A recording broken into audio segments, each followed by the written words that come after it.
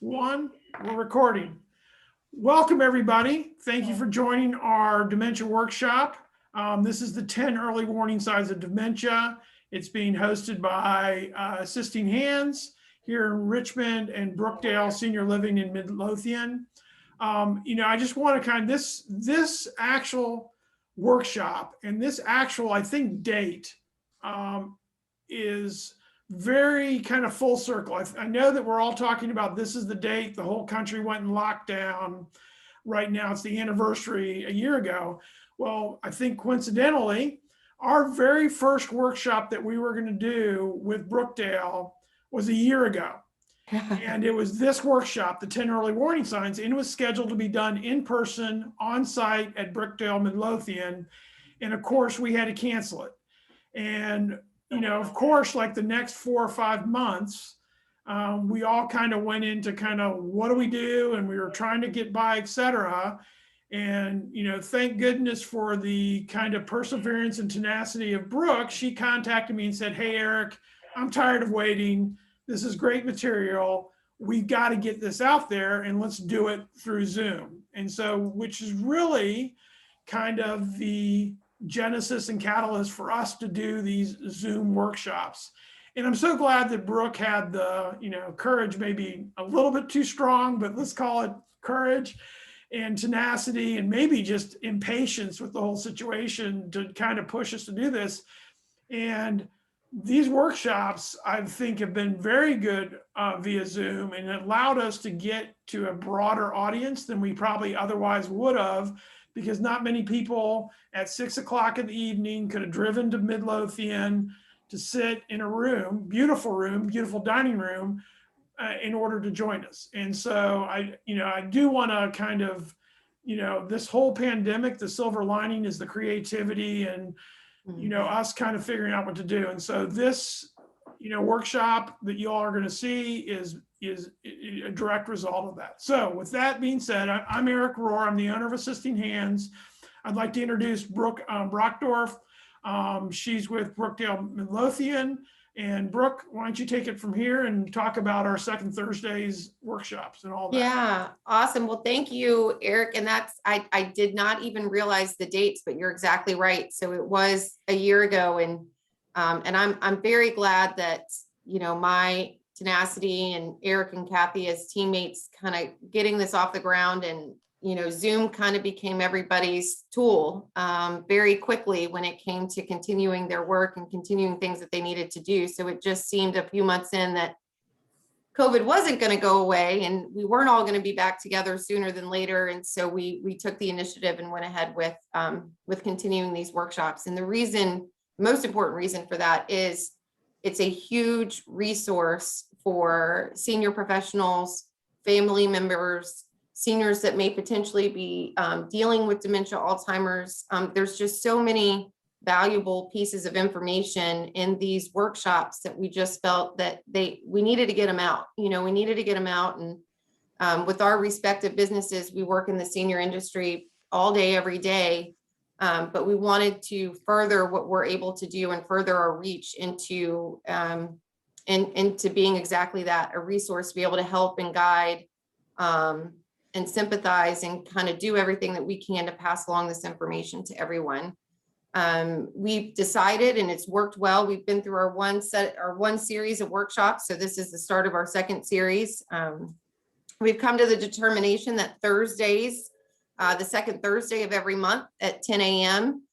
Is a great time to try and get everybody together. Obviously, things do come up or other things are going on. So that is the reason now too for recording these sessions so that we're able, Eric does a fantastic job of right after, usually same day when we're done with the workshop, he gets the recording out to everyone so that they can watch it. And I believe he has a YouTube that you guys can connect with. He can talk more about to pull it up at any time as well. So second Thursdays, like I said, second Thursday of every month. So 10 a.m. and Brookdale Midlothian Senior Living Community, assisted living and memory care. So these workshops are very dear to my heart.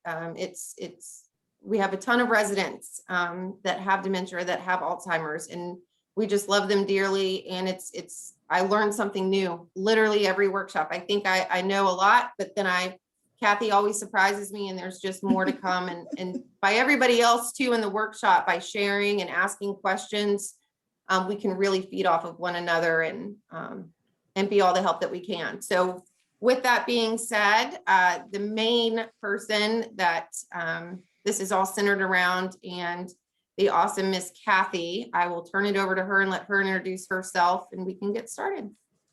Thanks, Brooke and Eric. I'm so excited to be able to do this again, and the weather makes it even better today. Thanks everybody for joining us. We are going to start with the 10 warning signs of dementia, and our goals today will be to provide a brief overview of what dementia really is, identify 10 warning signs of dementia versus what is normal aging, identify positive and proactive strategies to provide care for the person living with dementia, and then we'll have some resources available to families and individuals that are living with dementia. Now, I want to start by having our first poll question. I'd like to get a feel for how many of you have been diagnosed with dementia, have family members with dementia, or providing care to someone living with dementia. We'll give a few minutes for that. Yep. Yeah, just, and you can, it's multiple choice, so you can pick, you may fall into several categories.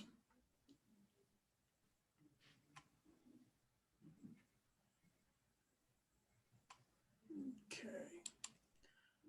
Looks like most people have voted.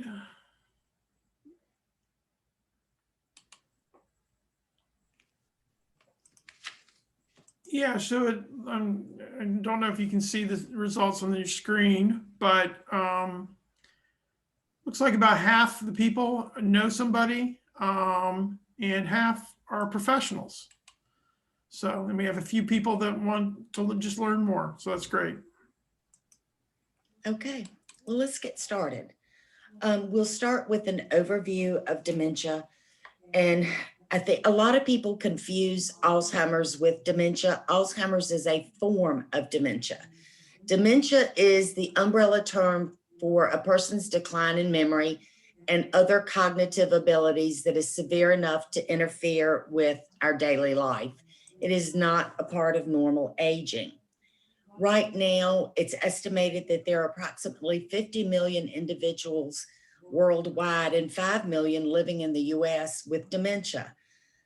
They anticipate this number is going to double almost every 20 years, reaching 75 million in 2030 and 131 million in 2050. Currently, there are over 100 different types of dementia, with more being identified every single day. There are 4 truths that you need to remember about dementia. At least 2 parts of the brain are dying. It keeps changing and getting worse, so it is progressive. It is not curable or fixable, which makes it chronic. And it does result in death, which is terminal. And while dementia is fatal, some people can live for years with this disease, but oftentimes there may be some underlying health issue that could hasten death. There are 4 main types of dementia that most people are familiar with, and that's Alzheimer's, dementia with Lewy body, vascular dementia, and frontotemporal dementia. Some dementias are genetic, like Huntington's disease. Some dementias, like vascular, can be related to alcohol or drug abuse, or even strokes, dementia, those kinds of things.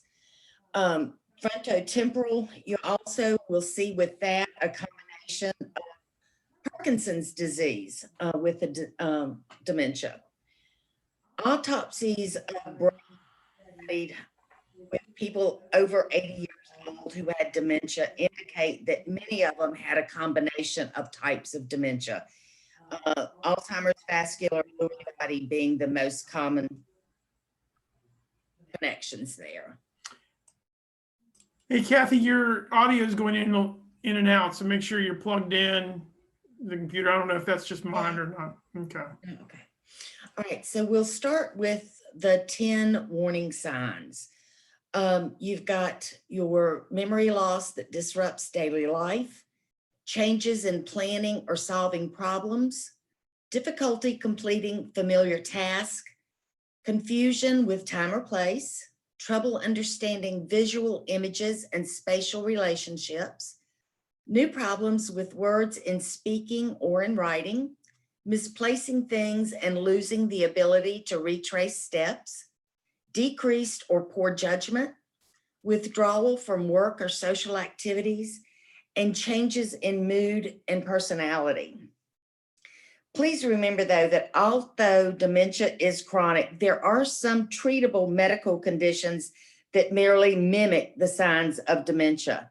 For example, severe depression can cause a lot of these same symptoms. So don't assume that changes in personality or memory loss means a person has dementia or that the condition is untreatable. Make sure that you seek medical care as soon as possible to get a diagnosis. Now we want to start with Cathy, do we want to go back and do the poll? I am so sorry. Yes, we do. So, go back a slide. Yep. Go back a slide. Okay, there we go. So how many of these signs are you seeing in yourself and or your loved ones? And again, it's multiple choice. You can pick as many as you'd like.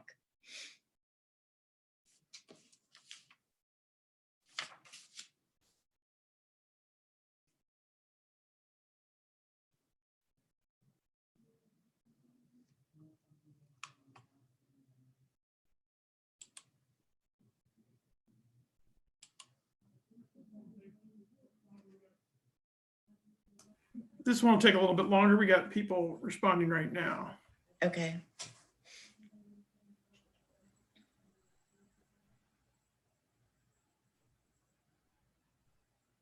All right, you can give it 10 more seconds and then we'll move on.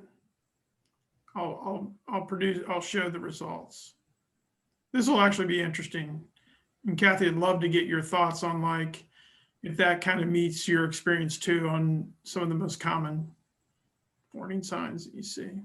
All right, I'm gonna show the polling. So can you see that, Cathy? Yes, wow. Yeah. And that's a pretty good. I would say it's about average with what I see when I go out in the field. Yeah, so memory loss, and I think that that's probably one that just people notice the quickest. I know that, my sister has early onset dementia. That's probably memory loss was the first one I saw. And, then the next one that seems to be next most common is the misplacing things and losing the ability to retrace steps. Mhm. So, okay, well, great. Okay. Well, moving on, the warning signs of dementia. The first one we talked about was memory loss that disrupts daily life. And this is forgetting recently learned information, forgetting dates, times, and events. You're trying to use memory aids to keep up with what you need to do, calendars, those types of things. And you're also depending on family members for things that the person once handled on their own. Memory loss is not always consistent though, and people with dementia can maybe forget the dog's name today, but know exactly what the dog's name is tomorrow. So the memory loss can be a little bit tricky when it comes to dementia. Signs of normal aging, which is not dementia, is sometimes forgetting names or appointments, but having the ability to remember them later. And when you're working with a person living with dementia, the best thing to do is to develop a routine and schedule and stick to it. Support with any frustrations they feel, talking through issues and looking for ways to manage. Support on the person with difficulties they face on a daily basis rather than face and focusing what may happen in the future. Focus on what they can still do and not what they've lost, and encourage. encourage them to continue. Focus spending time with other people and start to take part in meaningful activities. Connecting with other people living with dementia not only helps with social bonds, but your person may be interested in learning what others do in similar situations. It's just, like I said, memory loss is something that happens to all of us as we age. It's just worse than others than normal aging. There's also challenges in planning or solving problems. They lose their ability or are losing the ability to develop and follow a plan. There's usually challenges working with numbers, following recipes, keeping tracks of monthly bills, difficulty concentrating, and some tasks take much longer to do now than they did before. Now, a sign of normal aging here would be making occasional errors when managing your finances or household bills. But be realistic in your expectations and decrease the amount of responsibility you expect your loved one to have while maintaining their sense of independence. And this is so, so important. You look at it, will it be perfect? Maybe not. Does it matter? Likely not. So let them have as much independence as possible. When you see that they're struggling to know what to do, you can start an activity for them and gently cue them on the next steps.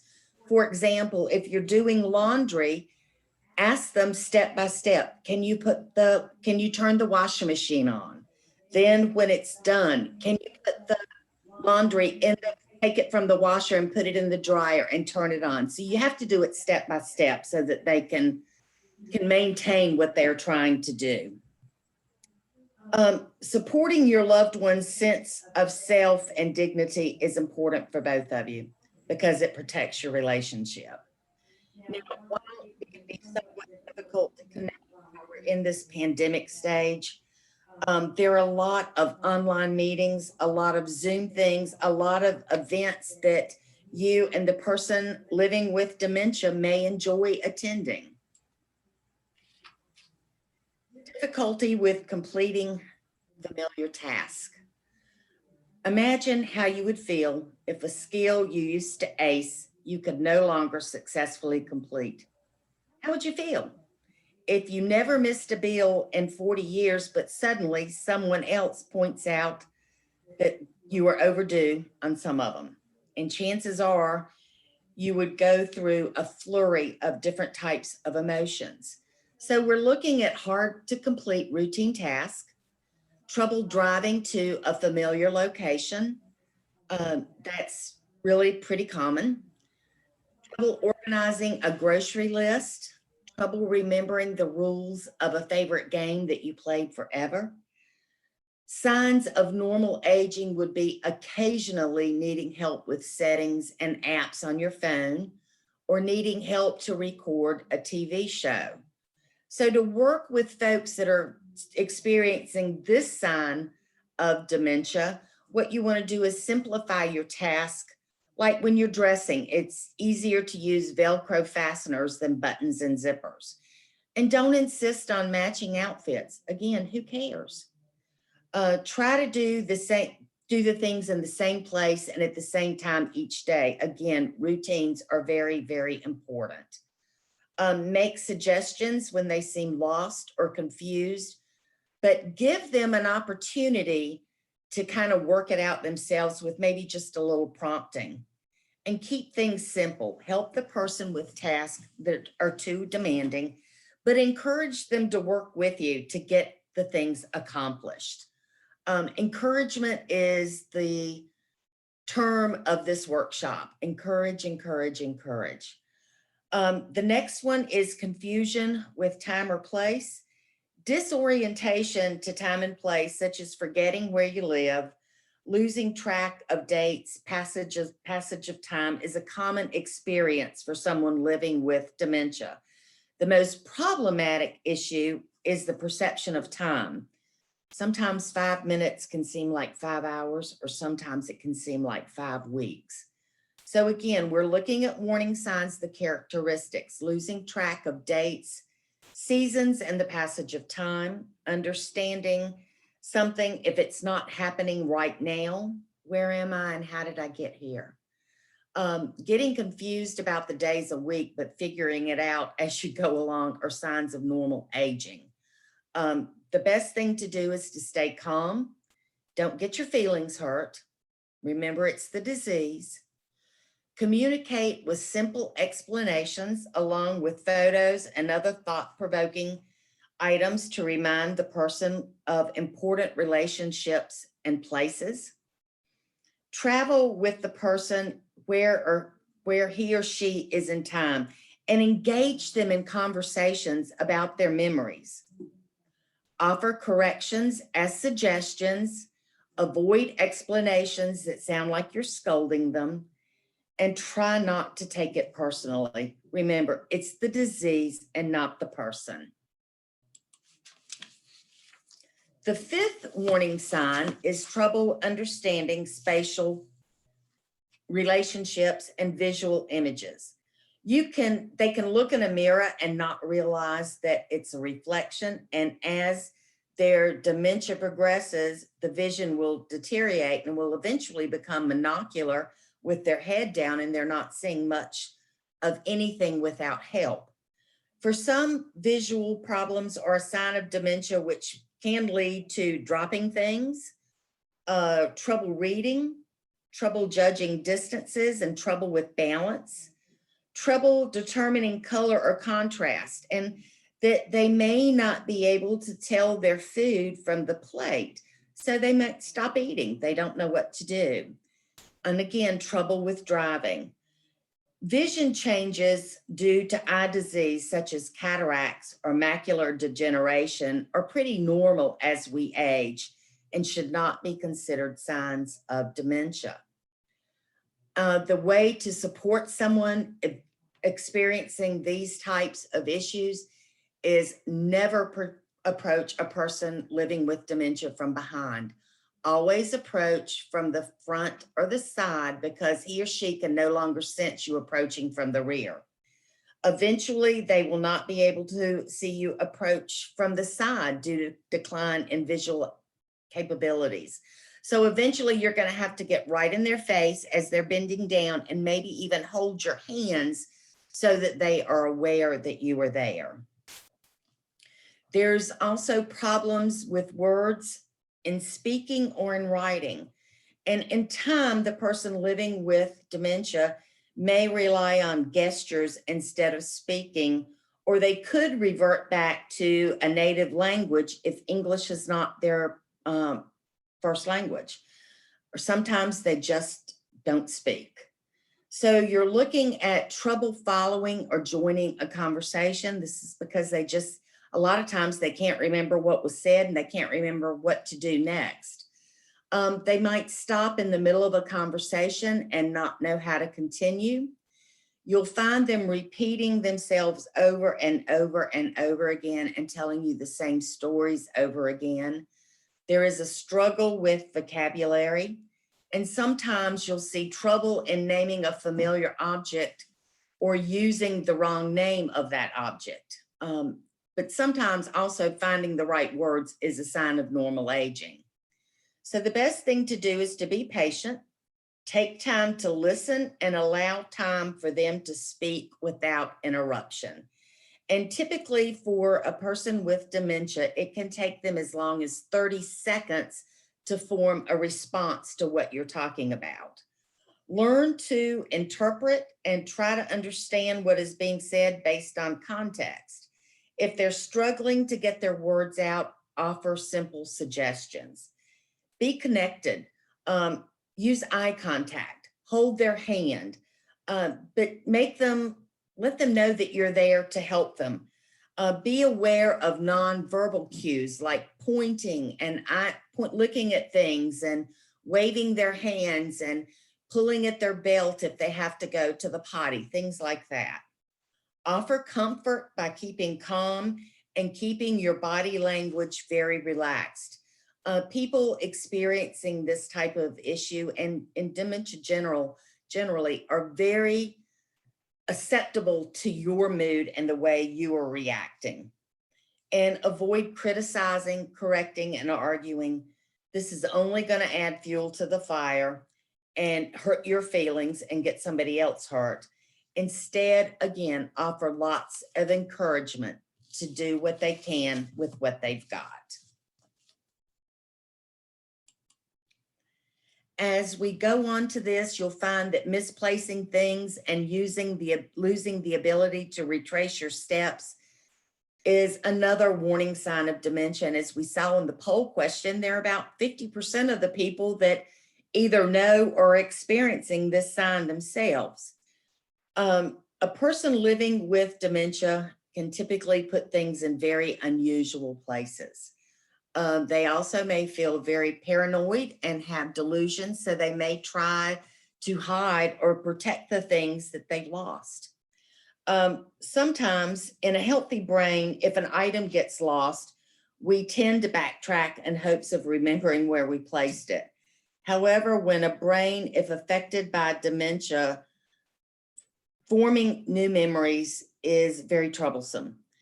Putting the act of retracing steps is extremely difficult.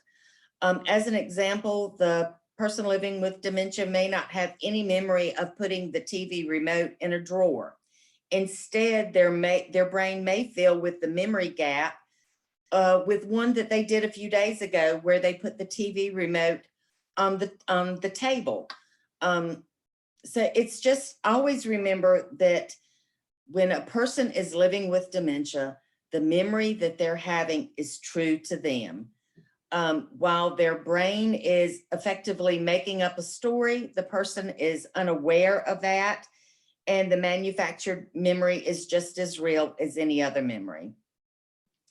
They may accuse others of stealing, especially as the disease progresses.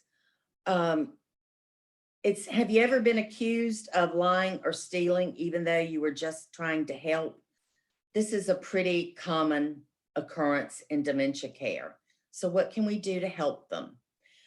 Consider a hoarding box or a drawer where the person with dementia can put objects that they want to keep safe. It's also a place where you'll know to go and look for things when they get lost. Try to work out with the person with dementia, seemingly hiding things, and then show them that you're helping them to find the lost items, that you didn't take them, that you want to help. It's also a good idea to keep a spare set of things that are often misplaced, such as glasses or keys. And don't leave important documents or items laying around. The person living with dementia may pick them up and may put them somewhere where you will never see them again. But again, a hoarding box or a hoarding drawer in the kitchen is always a good place for them to put things that they want, and a good place for you to go and look and see what it is. You will also see decreases in poor judgment. This is one of the hallmarks of dementia. In fact, while a typical symptom, the early stages of dementia is short-term memory loss, poor judgment can sometimes precede memory loss. Poor judgment is referring to the inability to make appropriate decisions. The earliest changes in judgment are going to involve money. So when it comes to money and financial decisions, you need to keep an eye out for that. The people are also paying less attention to grooming or keeping themselves clean. They just don't see the need. And there is also a lack of safety and danger. They just don't recognize it. So we have to be looking out for them while they're in this state. Signs of normal aging: making a mistake once in a while, like forgetting to change the oil in your car timely, is pretty common. It is, especially for me. So what are we going to do to help someone with their judgment? One, we need to assess the extent of the problem. Is this a one-time thing, or is this something that is ongoing? Always review checkbooks, bank statements, and bills to make sure that things have been recorded correctly and that bills have been paid on time. You want to minimize the frustration and embarrassment to the person living with dementia by offering subtle help. It might be that, hey, Mom, I see you've got a lot of bills over here that need to get paid. Would you like for me to help you? Or can I do that for you while you're doing something else? But you just don't want to make them feel like, oh my God, I've forgotten again, and here they are rubbing my nose in it. And do not blatantly question the person's ability to take care of the situation at hand or try to argue with them. It only puts them on the defensive, it makes them angry, and it will frustrate you even more. Another big one is withdrawal from work or social activities. Remember that dementia is a very lonely and isolating disease, and changes in the ability to hold or follow a conversation may result from withdrawal from hobbies or social activities because they've forgotten how to do them, or they could be afraid of what others may say or do or think as they are in these types of situations. When a person living with dementia is aware of their loss of abilities, they definitely will develop poor self-esteem and lose confidence. Again, they may be afraid of what people are thinking or what they're saying, which will in turn lead them to withdraw from others. When you're looking at signs of normal aging, that's just sometimes not being interested in what the family is doing, or you may just not want to go to a social obligation and just don't do it. So what are we going to do to support a person living with dementia in this state? Is we're going to encourage engagement. And again, show interest in what they do. Ask about one of their favorite memories. Take a gentle approach, no arguing or getting defensive. Focus on their strengths and abilities, not what was lost. There's still a lot of things that someone living with dementia can do. Honor their remembrances and show them that you respect their life experiences and wisdom that they've gained over the years. And then practice active listening. Repeating back what was said will show interest in what they're saying and that you really are there to support them. The last one is a change in mood or personality. Again, if it's normal aging, you have a very specific way of doing things and you become irritable when your routine is disruptive. But others with living with dementia, they can become very confused. They can perceive things in unusual ways or misinterpret what was said or heard. They get suspicious and they're irrational and they can be accusatory. They can be depressed. They can be fearful. They can be anxious about feeling overwhelmed from trying to make sense of a world that is rapidly changing and no longer makes sense to them. They get easily upset at home with friends or family when they are out of their comfort zone. This can come out of nowhere, but usually there is a reason. It could be physical discomfort. It could be their inability to communicate effectively, or it could just be frustration at the situation. They will also tend to display adverse behaviors. That could be things that they never would have said before, could be inappropriate sexual advances. Sometimes it could be taking off their clothes in appropriate times and places, kind of like what toddlers did as we were raising our children. Shoplifting is not uncommon in a person living with dementia because they don't understand you just can't take things, and or they may just forget to pay for them. So tips that we're looking at for persons living with dementia is make sure we check the environment for uncomfortable conditions. Is it too warm? Is it too hot? Is it too noisy? Distraction may become necessary. You may just need to take them by the hand and move them from whatever is disrupting the conversations. Soothing and encouragement, again, is very, very important. And you're trying to avoid meltdowns. So what we need, I'm sorry? I'll go ahead and finish. And then there's a question I think that's relevant for this one I want to bring up. So what we need to do is to realize that recognizing and acknowledging that some of your abilities are fading is something that's difficult to process. So if you can, try to put yourself in their shoes and remind yourself to be compassionate and patient. And there was a question, Eric? Yeah, so this one comes from one of the participants. It says, I'll just read it's in the chat. I have a few questions about a change of personality leading to aggressive behavior. Is aggressive behavior typical in dementia? Specifically, can dementia lead to aggressive behavior, including lying, dirty language, etc.? Are there medical treatments to cure such a bold type of behavior? First, there are no medical things that I am aware of that will help or control it. And everything that you mentioned is definitely signs and mood or personality.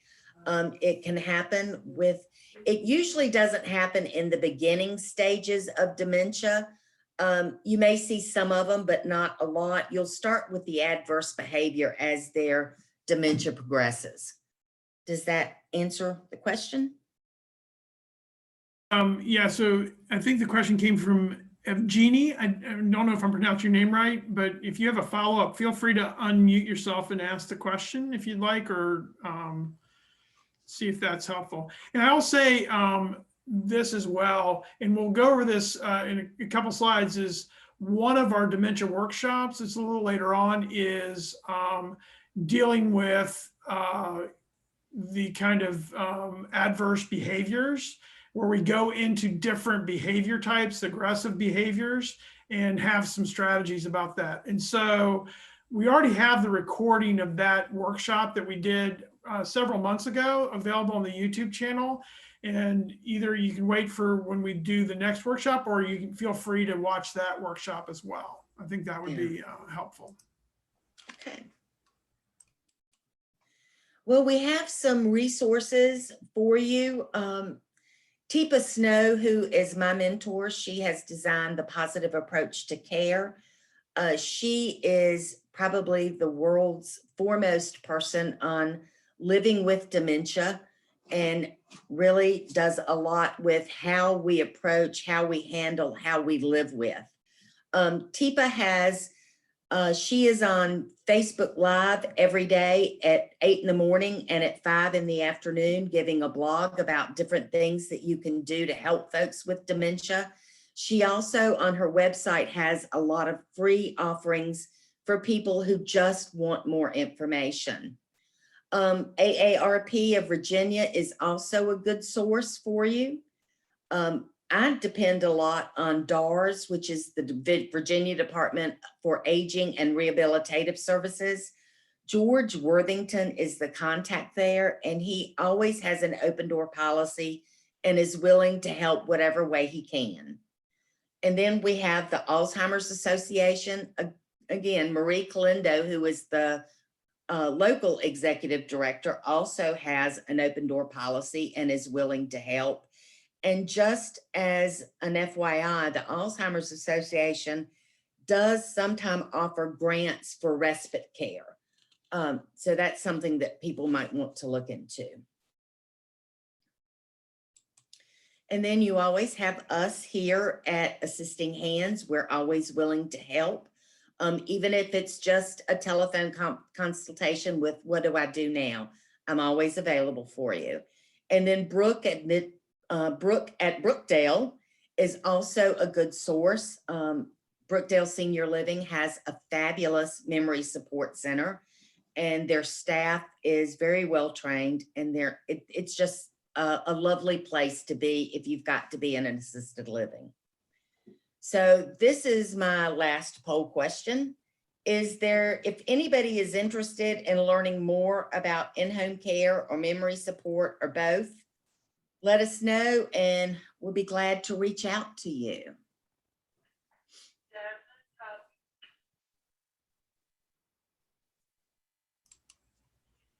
Just give that a second. And, and Brooke, I don't know if you want to kind of talk a little bit more about Brookdale and your memory care community, the Clare Bridge. Yeah. Absolutely. And to second what Cathy said, and what we said at the start of this workshop this morning is we're definitely, the three of us are here to be resources. So there could be questions, there could be things that pop up and you just don't know what those next steps are.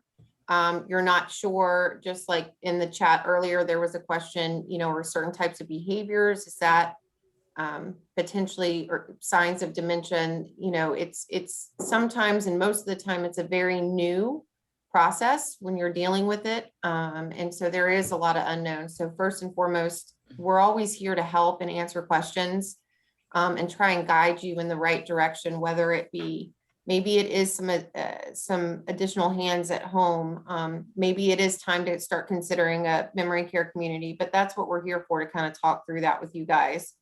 Our community here in Midlothian, it's not a brand new community, but it was completely remodeled about a year and a half ago. So we have a personalized centered care approach. So all of our residents' care plans are personalized. It's very important, especially in memory care, to understand that every resident, even though they might have some similarities, they're all different and they're all different people, and we approach them that way.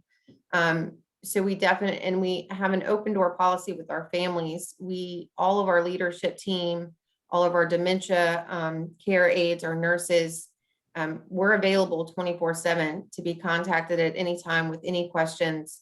We have very intricate, sort of in-depth care conferences with families, and after initial move-in and then throughout their time here with us. And we really try and share tips and really foster, our big goal with memory care is moving a resident in. This becomes their home. They have their private suite and their private bathroom, and, we have our amenities, but we really foster the environment that we explain to the resident, and we really get them to understand that the entire community is their home. It's not just their room.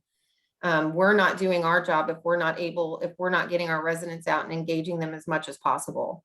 And that's a big key to helping with the anxiety, helping with, if there is a resident that's upset, what is causing them to be upset, what is causing the behaviors, are there ways that we can redirect?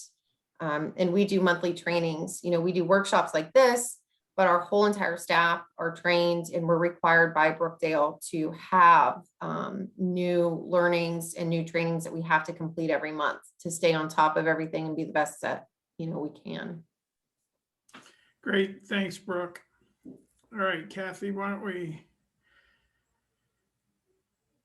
Well, I'll just real quick, just a reminder what the workshop goals were. Also, if anybody needs a participation certificate for today, just email Cathy. It's the email address there, and we can get that to you. And then why don't we talk about our next workshop? Cathy, if you advance the slide one more. Yeah, so, and we actually, some of y'all have probably participated in some of our workshops before, but we did reorder these. I think this new order makes a lot more sense. And the workshop I mentioned in response to the question about aggressive behaviors, you can see it's the second to last one. Understanding and responding to dementia-related behaviors. So again, if you don't want to wait until August, when I send out the link to the recording for this workshop, you'll also be able to get to the recordings of all the other workshops that we've already done. So our next workshop is titled Living with Dementia. That'll be next Thursday, April 8th, most likely at 10 a.m. I always put TBD just in case something comes up. But I would count on 10 a.m. And you as participants in this one will automatically get an email, notifying you of that, so you can kind of register for that one. So no need to check in, but we'll get you that information.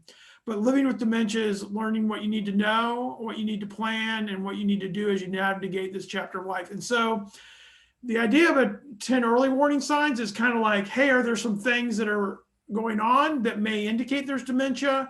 The living with dementia is kind of, hey, dementia is definitely been diagnosed, or pretty obvious that dementia might be prevalent. Like, what are the next steps now you need to take? So that's kind of the next step in these workshops. So, and I think that brings us to the end. I'm going to stop recording now so people can feel free just to ask questions and go from them. So I'm going to stop recording now. So first, thank you, everybody. And